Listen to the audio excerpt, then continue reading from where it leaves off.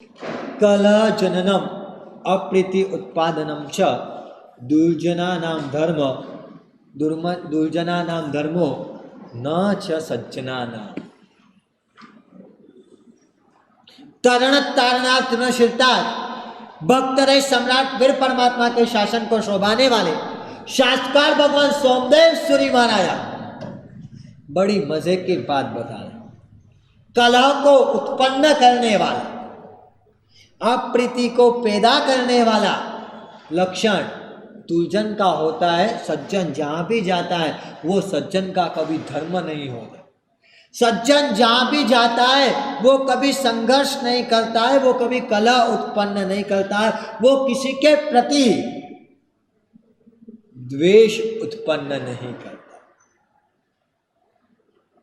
बात करिए यहां पर स्वभाव की, धर्म की, दुर्जन और सज्जन की परिभाषा यहां बताने का प्रयत्न उन्होंने किया है और गजब का, अद्भुत, अद्वितीय ये सूत्र नीति वाक्य अमृत का हमारे जीवन को बदलने के लिए कहा। इस सूत्र को आप पूर्ण रूप से याद कर लो, इस सूत्र को आप कंठस्थ कर लो। हम कहीं पर भी जाते हैं हमारे स्वभाव से कहीं संघर्ष तो नहीं करना पड़ता है। अगर मुझे संघर्ष करना पड़ता हो तो समझ लेना मेरा लक्षण सज्जन का नहीं। मैं यहाँ पे पुरुषार्थ करने की बात ना नहीं बोली, संघर्ष की बात कब याद दिया। पुरुषार्थ और संघर्ष में बड़ा डिफरेंस है। हमारी स्थिति कैसी है, हम कहां पर जीवन जी रहे, कैसा जीवन जी रहे। आग, विष्ठा और सांप। आग का स्वभाव सिर्फ और सिर्फ चलाने का है। विष्ठा के पास जाओगे तो दुर्गंध आने वाली है। सांप के पास जाओगे तो आपको वो डंक मारने वाला है। डंक के सिवाय आपको सांप से कुछ भी नहीं मिल सकता। इनके लिए आप कोई भी जाओ, इनकी गुडविल कैसी जाएगी, अच्छी जाएगी, खराब जाएगी। उसके अलावा दूसरी ओर लो, पुष्प को ले लो, वो सुवास देने वाला है। चंद्रमा को देख लो तो वो शीतलता देने वाला है। कोयल को देख लो, वो जाकर करके बबुल के पेड़ के ऊपर भी बैठे, कांटे के ऊपर भी जाकर के बैठ जाए तो भी वो संगीत ही देती है। हर जगह उसके पास से अच्छाई मिलने वाला है क्योंकि उसकी गुडविल अच्छी ही है। आपसे मुझे पूछना है, आपकी गुडविल कैसी है? आपने आपकी गुडविल कैसी बना रखी?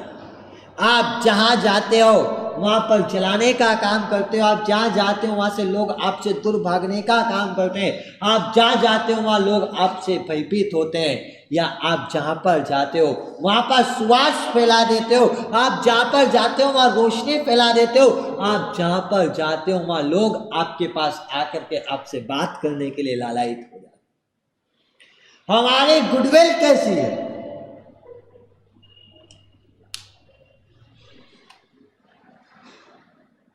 हमने ये गुडविल कैसी बनाए?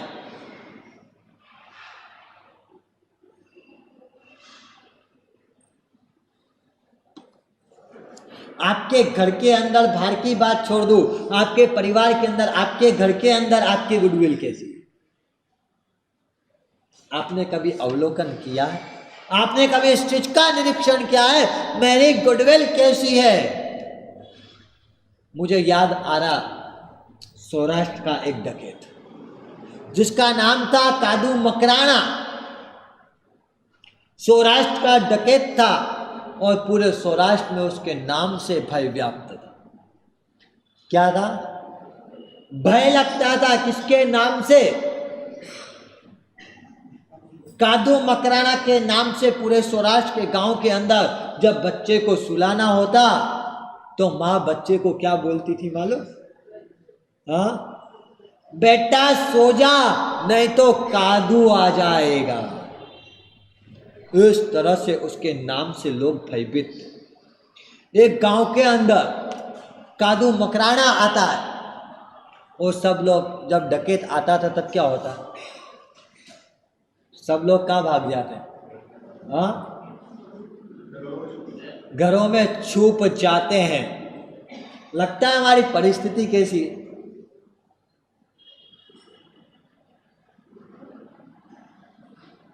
हम कैसा जीवन जी रहे हैं? हम कुछ भी होता है खराब और सबसे पहले घरों में भाग जाते, वैसा ही माहौल उस गांव में हुआ। जैसे ही पता चला कादू मकराना आ रहा है, सब लोग घर के अंदर चले गए और दरवाजे लगाए। कादू मकराना ने एक घर का दरवाजा बजाया और बजाने के बाद अंदर से महिला की आवाज आई। कौन? बोले बहन मैं हूं, मुझे एक गिलास पानी दे दो, प्यास बड़ी लग रही। वो बहन ने दरवाजा खोला और बोला भाई यहाँ पे पानी तो नहीं मिल सकता, पानी पीने के लिए तो गांव में बहुत सारे कुएं हैं, यहाँ तो छाछ मिलती है। और वो बहन अंदर से छाछ लेकर करके आई। कादू ने वो छाछ पी और अपनी प्यास को तृप्त किया। और उसके बाद कादू ने बोला कल मेरे आदमी इस गांव को लूटने आने वाले हैं रात को। बहन तू तेरे घर के बाहर एक दीपक जला करके रख देना, तेरे घर को वो हाथ भी नहीं लगाएंगे। और कादू मकराना वहां से रवाना हो गया। अगले दिन रात को कादू की टीम आती है, पूरे के पूरे गांव के अंदर आती है। कादू ने कहा था जिस घर के बाहर दीपक चल रहा हो उस घर को हाथ मत लगाना। और वो गांव में आते हैं तो देखते हैं हर घर के बाहर दीपक था। अब क्या करना?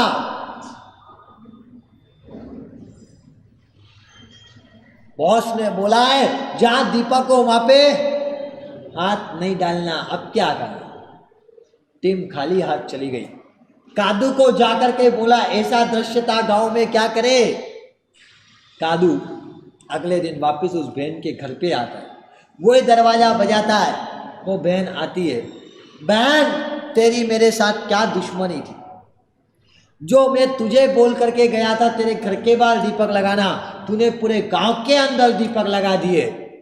और तब उस महिला ने क्या जवाब दिया? उस महिला ने उस कादू मकराना को कहा आपने मुझे बहन बोला, उसी समय मैंने आपको भाई मान लिया था। और भाई सिर्फ बहन का घर छोड़ता है या बहन का गांव भी छोड़ता है। क्या वाक्य बोली! और उसी समय उस कादू मकराना ने उस बहन को वचन दिया बहन जब तक जिंदा हूं तब तक आजीवन इस गांव के अंदर कभी डाका नहीं डलेगा। कौन बोल रहा है ये वाक्य? कादू मकराना बोल रहा है। बोलो आपके पास ऐसी गुडविल है? हम उस कादू मकराना से भी सीख सकते हैं कि गुडविल कैसी होना चाहिए। एक बिल्ली भी 7 घर छोड़ कर करके खाना लेने जाती है, पता है ना आपको? आप आपकी गुडविल बोल सकते हो, मेरी गुडविल चाहे बाहर बाजार में कैसी भी हो मुझे पता नहीं, पर मैं जिस परिवार के साथ रहता हूं साहेब उसके सामने तो मेरी गुडविल 1 नंबर की है। कादू ने उस पूरे गांव को छोड़ दिया था, उस पूरे गांव में डाका नहीं डाला था। आप आपके परिवार के अंदर ही किस वचनबद्धता को लेकर करके बैठे? लगता है हमारा चरित्र सज्जनों की गिनती में आ सकता है। हम उस परिवार के अंदर, जिस परिवार के अंदर हम रहते हैं उसके लिए भी हमारी गुडविल, वहां पे रहने वाले, हमारे साथ में रहने वाले सदस्यों को भी हमारे प्रति अच्छा भाव नहीं। कैसे ये दृश्य आया? किस कारण से?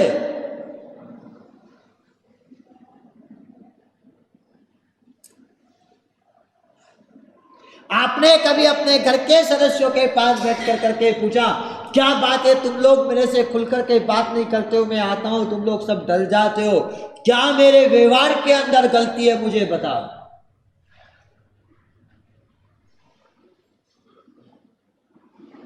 पूछा आपने?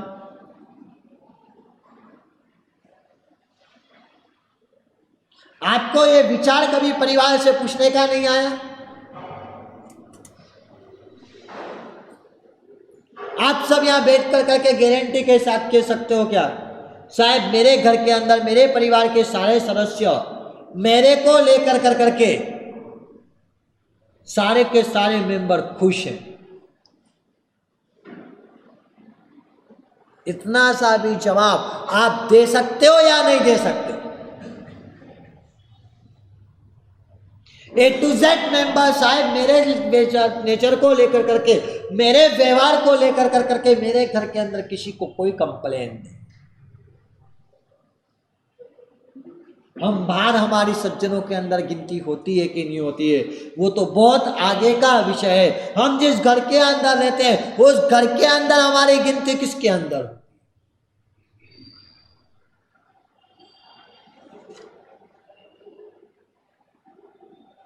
लगता है हमारी गिनती किसमें होती है?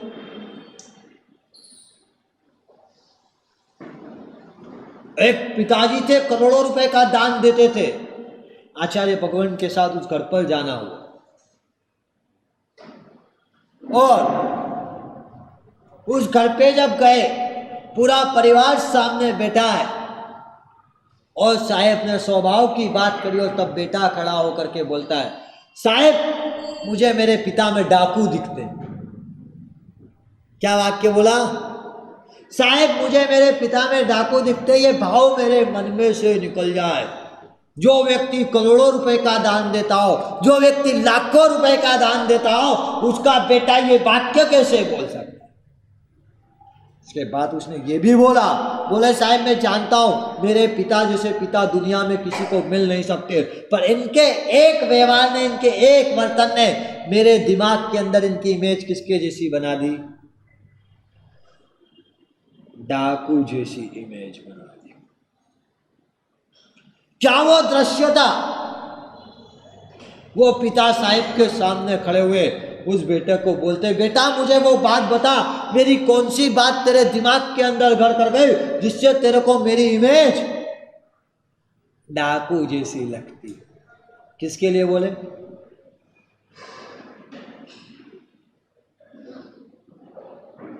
लगता है आपको आपकी इमेज आपके घर के सदस्यों के अंदर कैसी? वो बेटे ने जैसे ही ये वाक्य बोला और बेटे ने वो दृश्य बताया, बोले साहब पिताजी के सारे गुण अच्छे हैं, जहाँ लाख रुपए का दान देना होता है वहां भी पिताजी करोड़ रुपए का दान देकर करके आ जाते हैं। इनकी दानवीरता के सामने मेरा कोई प्रश्न नहीं है, इनके जीवन के अंदर धर्म भी है। पर साहब हुआ एक बार ऐसा कि हम लोग पिता के साथ पूरा परिवार समय शिकल जी तीर्थ की यात्रा करने गए थे। यात्रा के लिए माँ से पैदल चलाता नहीं था साहब, माँ के लिए डोली करना थी। डोली वाले से भाव पूछा, उसने 2000 रुपए बोले और पिताजी ने उसको सीधे 800 रुपए बोल दिए। साहब जो व्यक्ति मंदिर में जाकर के करोड़ों का दान दे सकता है वो उस गरीब व्यक्ति के साथ बार्गेनिंग करने लगा। 2000 रुपए के सीधे कितने रुपए बोले? 800 रुपए। साहब ने वो दृश्य देख करके अवाक रह गया। पिताजी 800 रुपए से ऊपर एक बार भी नहीं बढ़े। वो व्यक्ति 1600 रुपए कर करके पिताजी के पास हाथ जोड़ने लगा, 1600 रुपए दे देना, मैं चलता हूँ, कैसे भी करके दे देना। 1200 पे वो हाथ जोड़ने लगा। माँ ने भी उस समय कह दिया कि इसको जो बोल रहा है उतने में कर लो, पर पिताजी नहीं माने। पिताजी 800 रुपए से ऊपर बढ़े ही नहीं और लास्ट में वो गरीब साहब हार करके, उसको तो खाने की आवश्यकता थी साहब, उसने 800 रुपए में वो माँ की डोली उठा कर करके पूरे के पूरे समय शिकल जी की यात्रा कराई। शायद जो व्यक्ति करोड़ रुपए का दान दे सकता हो वो एक गरीब को 800 2000 रुपए नहीं दे सका साहब, ऐसी उदारता किस काम की? और वही किस्सा मेरे दिमाग के अंदर घर कर गया और उस दिन साहब मैंने दिमाग के अंदर पिता की छवि डाकू जैसी हो गई। क्या करूं साहब, वो दृश्य मेरे दिमाग में से पार ही नहीं निकलता। और उस समय उसके पिताजी मूसलाधार आंसू से रोते हैं और साहब को बोलते, साहब मेरे जीवन की बहुत बड़ी भूल हो गई, आज मुझे पचकान दे दो साहब, जीवन में कभी भी किसी के भी पास जाकर के बार्गेनिंग नहीं करूंगा। क्या है आपके पास? आपका कोई दूसरे के साथ किया गया वर्तन कहीं आपके बेटे के हृदय के अंदर आपकी छवि कैसी बना करके गया होगा, इसका चिंतन आपने किया कि नहीं किया?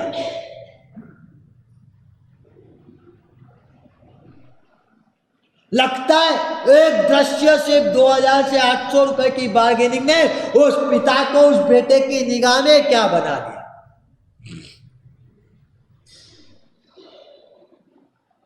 जो व्यक्ति करोड़ों रुपए का दान देता हो, लाखों रुपए धर्म के क्षेत्र में वापरता हो, उसके लिए उसके बेटे की छवि उसके एक वर्तन से कैसी हो गई। आपकी छवि कैसी है, इसका ऑब्जर्वेशन आपने किया या नहीं किया? किसी दिन जाकर करके उस बेटे से पूछा, किसी दिन जाकर करके पत्नी से पूछा, किसी दिन जाकर करके माँ से पूछा, माँ तू मेरे से रुष्ट दिखाई देती है, बता मेरे स्वभाव में क्या गलती। पत्नी से पूछा, मैं आता हूं तब तू भयभीत हो जाती है, बता मेरे नेचर में क्या गलती है। बेटे से पूछा, बहू से पूछा, सास से पूछा, आपने निभाया कि नहीं निभाया ये रोल? कि बस जीवन ऐसे ही चलाते चले जा रहे, कुछ सोचा ही नहीं इसके ऊपर कि किस कारण से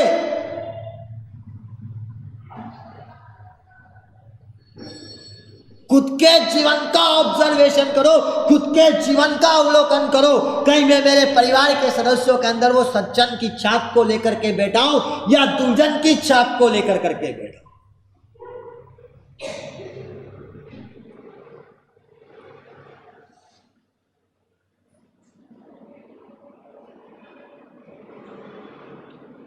आपको पता है इस भारतीय संस्कृति के अंदर घरों के अंदर एक कोप भवन बनाया जाता था, कोप कक्ष।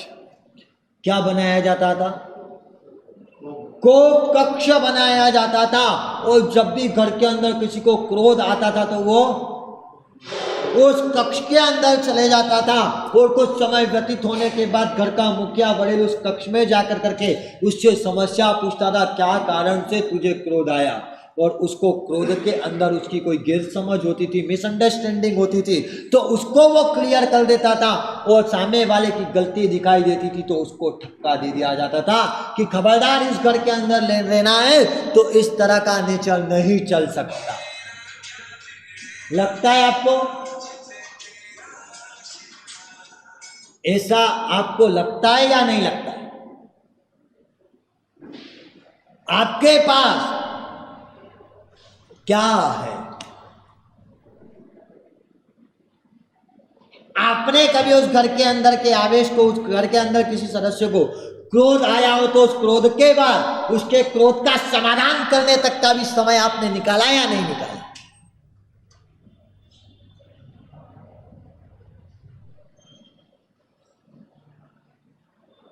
कैसा ये जीवन हम लोग जी रहे हैं, कैसी परिस्थिति का निर्माण हम लोगों ने किया हुआ है, इसके ऊपर हमने कभी चिंतन ही नहीं किया। इसी तरह से अगर हम जीते रहे तो हमारा ये जीवन कहां पर जाएगा?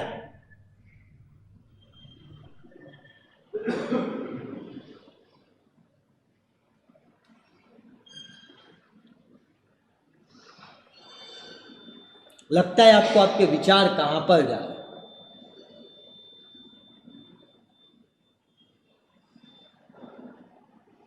आप आपके घर को घर भी बना करके बैठे हो या नहीं, उसका भी हमको आज चिंतन करने की आवश्यकता है, मंथन करने की आवश्यकता है। कभी परिवार के पास बैठ कर करके आपने पूछा है कि मेरे प्रति आपका ओपिनियन क्या है? घर के सब मेंबरों के साथ बैठ कर करके आपने खुले मन के साथ उन सब लोगों से पूछा मेरे प्रति आपका ओपिनियन क्या है? ये प्रश्न तक आपने नहीं पूछा।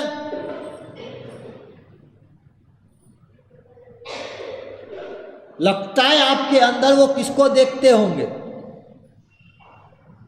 आपको लगता है आपके नेचर से, आपके वर्तन से आपके अंदर आपके घर के सदस्य कौशल्या को देखते हैं।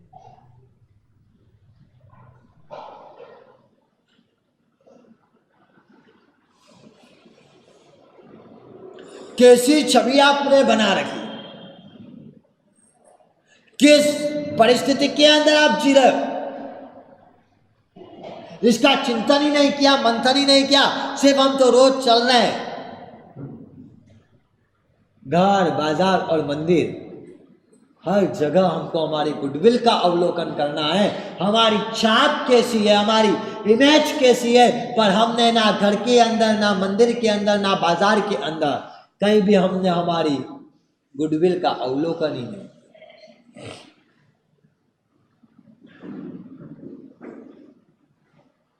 मार्केट के अंदर कोई भी व्यक्ति टिका रहता है तो सबसे पहले किसकी खोजबीन करता है? अपने गुडविल को लेकर करके चलता है। अपनी गुडविल, कोई भी कंपनी हो, वो सबसे ज्यादा मेंटेन किसको करने की कोशिश करती है? पैसे को कमाने की कोशिश उसकी पहले होती है, गुडविल को बनाए रखने की। गुडविल को बनाए रखने के लिए, क्योंकि वो जानते हैं अगर कॉर्पोरेट सेक्टर में टिके रहना है तो मेरे पास पैसा आए कि नहीं आए चल सकता है, पर मेरी गुडविल खराब नहीं होना चाहिए। जब वो कॉर्पोरेट सेक्टर वाले को समझ में आती हो तो आपको आपके जीवन के अंदर ये बात समझ में नहीं आती है। आपकी गुडविल किसके जैसी है?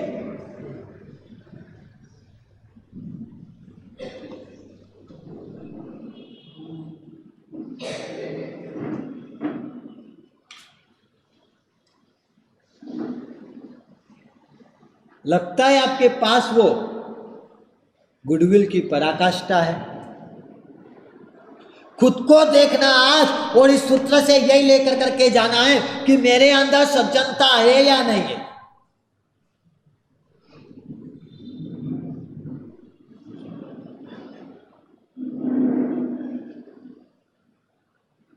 कभी आपने इसका ऑब्जर्वेशन किया है? उस पिता के ऊपर हंसी आती है कि वो 2000 की जगह उसने 800 रुपए दिए और उसका बेटा ऐसी छाप लेकर करके बैठ गया। आपके घर के यहाँ कोई प्रोग्राम हो और आपने 500-700 लोगों का भोजन रखा हो, उसमें 5-7 जने बाहर से ऐसे ही आ गए हो जो आपको दिख भी रहे हो कि बिना बुलाए आए हुए हैं। सही बताना, उस समय आप क्या करते हो? उसको खाना खाने देते हो कि उठा कर करके बाहर कर देते हो? सोच कर करके बोलना, दिल पे दिमाग रख करके बोलना कि वो 5-7 लोग बिना बुलाए अंदर आ गए हो, आपने उस होटल के अंदर एक थाली के 800 रुपए दिए हो और वो 7 लोगों ने प्लेटें उठा ली हो। सही बताना, उस समय आपके दिमाग की स्वस्थता रहती है? आपका मन आपके हाथ में रहता है? हाँ, सोच समझ कर करके जवाब देना हम क्या होते हैं।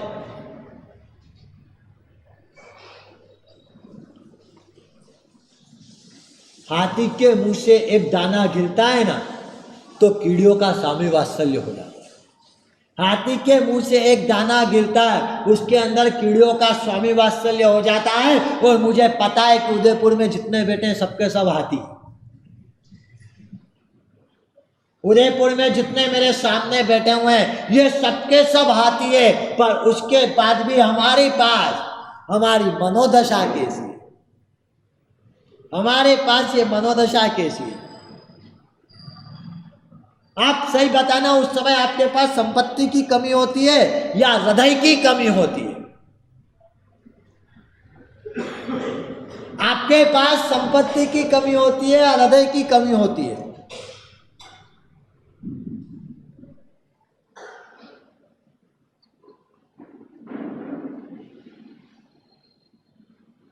आप सब लोग मौन हो। लगता है हमारा हृदय आज कितना संकुचित हो चुका है। वो संकुचित हृदय के साथ कभी भी सज्जन बना ही नहीं जा सकता।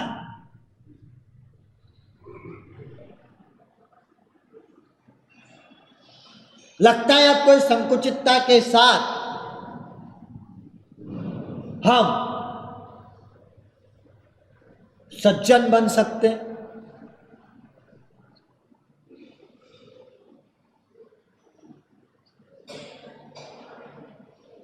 तय आपका वो सत्व कहाँ गए?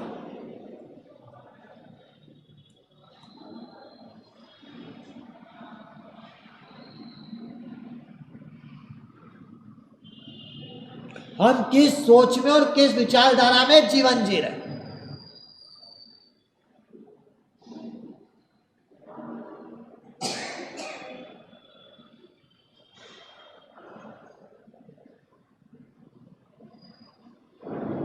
हम जिस घर में रहते हैं उसमें भी हमारी गिनती सज्जन में ना हो तो सही बताना, इस जीवन से आपको सेटिस्फाइड हो सकते हो क्या?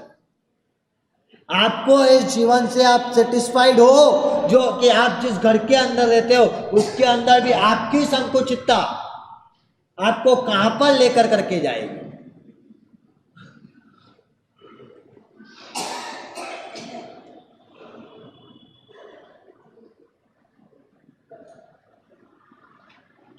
आपके यहाँ पे आपके फैमिली मेंबर में किसी को आवेश आया हो, किसी को क्रोध आया हो, किसी के मन के अंदर हताशा, निराशा, तिरस्कार के भाव चल रहा हो, उस हताशा, तिरस्कार, निराशा के भावों के अंदर आपने कभी उससे बैठ कर करके पूछा क्या हुआ, क्या कारण ऐसा बन गया जिसके कारण घर के अंदर आप हताश हो, आप निराश हो? ये बात तक पूछने का समय हमारे पास नहीं। हम कैसा जीवन जी रहे?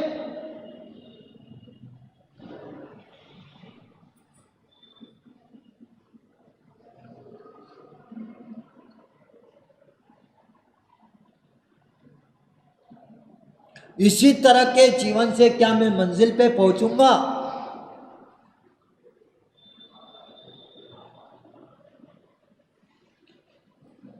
पहुंच सकता हूं क्या मैं मंजिल के ऊपर? कि कदापि मैं मंजिल को प्राप्त कर ही नहीं सकता।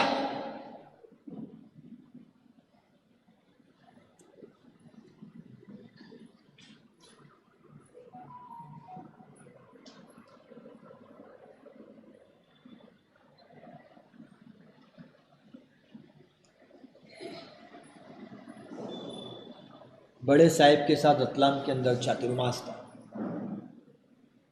लगभग घटना है 2013 की। तारक गुरुदेव श्री के साथ चातुर्मास था। हम लोगों का रुकना फर्स्ट फ्लोर के ऊपर था।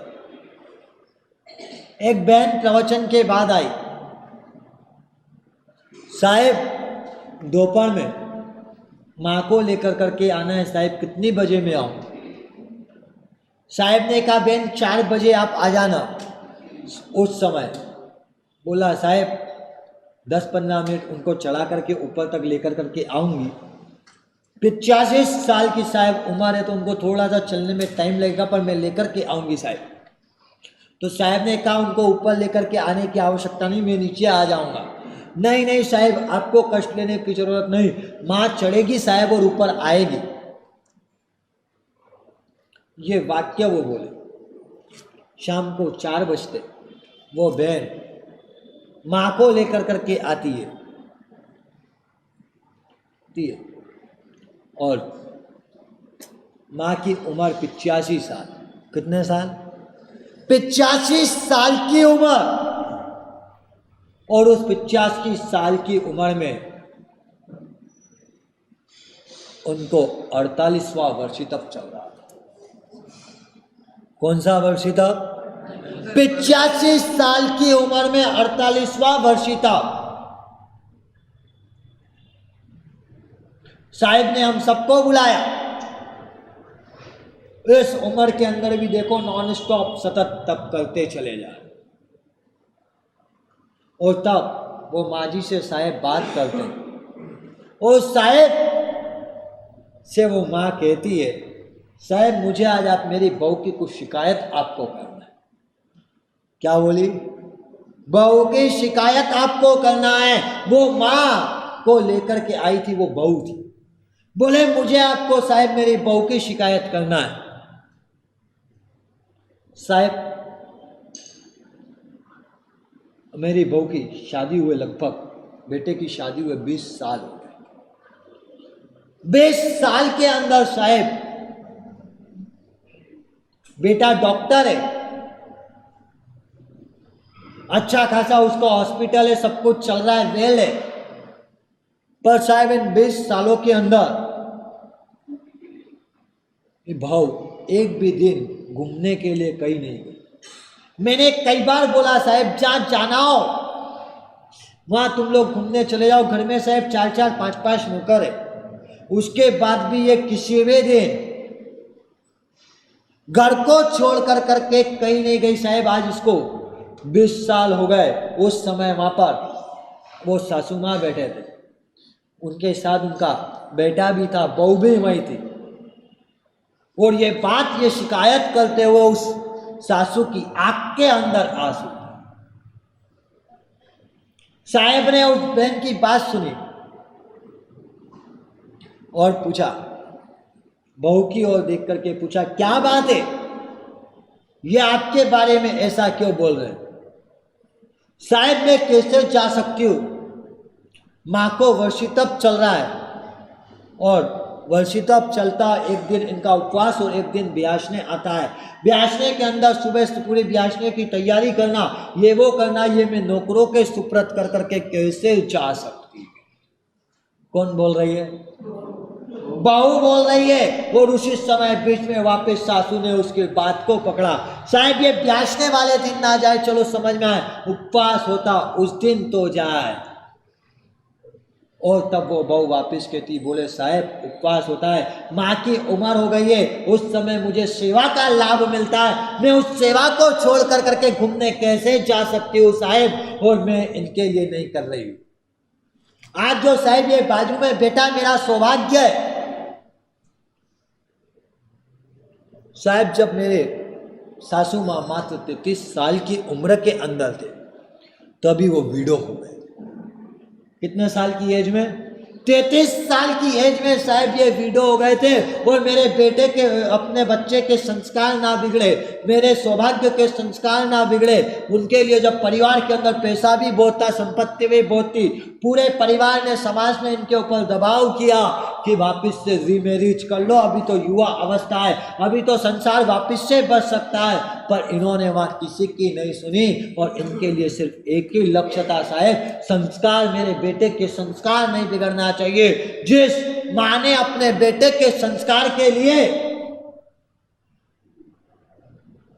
अपने वासनाओं की तिलांजलि दे दी, अपने संसार की तिलांजलि दे दी साहब, उस माँ की सेवा करने का अवसर कैसे मैं चूक सकते हो साहब? जो मेरी माँ, सासू माँ के गुण है, शायद वो जैसे कौन तो मेरी सच्ची माँ के अंदर भी नहीं होंगे साहब, इसके लिए मैं इनकी सेवा को कैसे चूक सकती हो? ये बात बोल रहे थे, उस समय उसका पति भी रो रहा था और सासू की आंख के अंदर भी आंसू थे।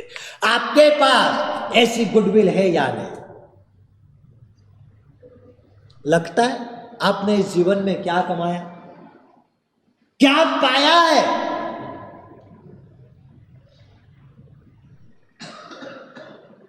समृद्ध परिवार के अंदर करोड़ों रुपए कमाने वाले उस परिवार में रहने वाली वो महिला, शादी होकर के आई, उस दिन से पढ़ी लिखी पोस्ट ग्रेजुएट वो लड़की, उस दिन से एक दिन तक उसने एक दिन भी घर के बाहर, एक रात के लिए भी वो कहीं। आज सही बताना, आपके घरों के संस्कार कैसे? ऐसी कोई तकलीफ वाली बात नहीं है, ऐसी कोई तकलीफ वाली बात नहीं है, पर संस्कार के साथ सबकी बात नहीं कर सकता, पर मैं कह रहा हूं, पर मेरी गुडविल कैसी है वहां? मेरी गुडविल, मुझे दूसरे की गुडविल नहीं देखना है। आपने आपकी गुडविल का ऑब्जर्वेशन किया कि नहीं किया? स्वयं को ही करना पड़ेगा। हाँ, तो स्वयं को ही करना पड़ेगा। उसके लिए पहले नंबर की बात आती है, क्लेश हो वैसा शब्द मत बोलो। पहले नंबर का पॉइंट मैंने आपको दे दिया, क्लेश हो वैसा शब्द मत बोलो। अब स्वयं कर करके देखना कि मैं कितनी बार क्लेश हो वैसा बोला हूं।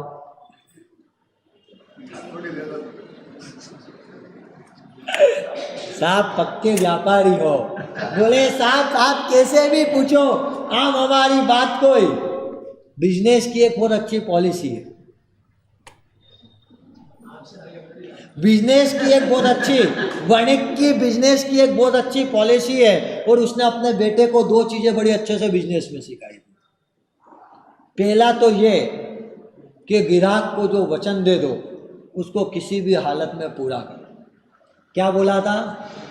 ग्राहक को, जो भी कस्टमर को जो वचन दे दो उसको किसी भी हालत में पूरा करो। और दूसरे नंबर पे सिखाया था कि कस्टमर को कभी कोई वचन दो ही मत।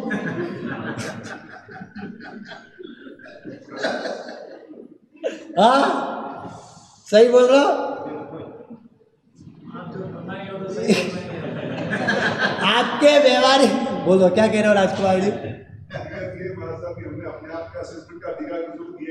हाँ,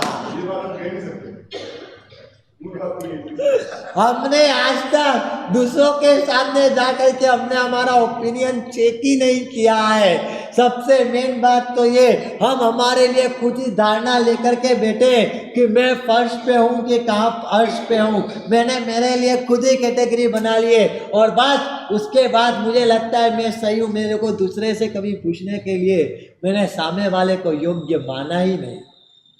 और इसी कारण से क्या होता है, इसी कारण से परिवार टूटते चले जा रहे। आज आपके घरों की व्यवस्था तहस नहस होती जा रही है।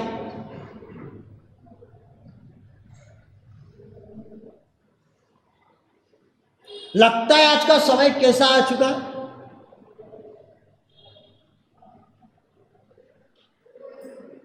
मैंने कल आपको कुछ लास्ट में 5 चीजें बोली थी, पता है आपको? कुछ याद है? संपत्ति के पीछे संबंध को मत बिगाड़ना, संबंध के पीछे समाधि को मत बिगाड़ना, समाधि के पीछे सद्गुण को मत छोड़ देना, सद्गुण के पीछे सद्बुद्धि को मत छोड़ देना।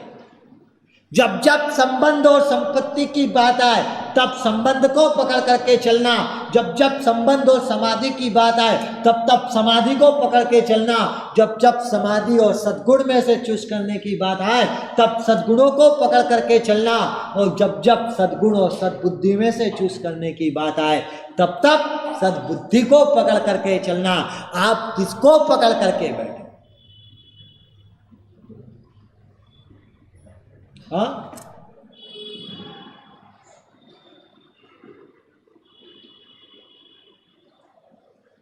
एक लड़कियों का शिविर था, शिविर ले रहा था, और उस शिविर के अंदर मैंने एक प्रश्न पूछा। सारी कुंवारी लड़कियां थी। मैं, आप लोग चाहते हो तो आप किस घर में बहू बनकर करके जाना पसंद करते हो? कॉलेज के अंदर का ये प्रश्न था। कॉलेज के थे, उसके अंदर चेन अजैन सभी लोग थे, और उसमें बैठी लड़कियों ने एक सुर में एक आवाज दिया, साहब हम उस घर में हमको जाना है जहां पर डस्टबिन ना हो। समझ रहे हो? डस्टबिन ना हो। डस्टबिन किसको बोला गया? पेरेंट्स। क्या आपकी एजुकेशन क्या संस्कार दे रही है? आप व्यक्ति का करोड़ का पैकेज देखते हो, पर उस पैकेज के साथ ही दूसरे नंबर पे देखते हो इसका पैकेज अच्छा है और ये घर से दूर रहता है, इसके लिए इसके साथ गलत तो नहीं कह रहा? गलत तो वाक्य नहीं कह रहा हूं। आपकी एजुकेशन आपको कहां पर लेकर के जा रही है?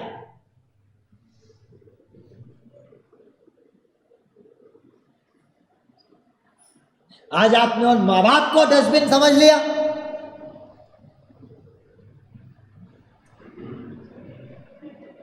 किस कारण से? तो सीधा सा उसके पीछे का लॉजिक है आपके पास कि हम कहीं न कहीं सज्जन की परिभाषा, सज्जन के गुण हम हमारे बेटों में डालना भूल गए। हम हमारे सज्जनता के गुण बेटियों में डालना भूल गए। उसी का परिणाम यह है।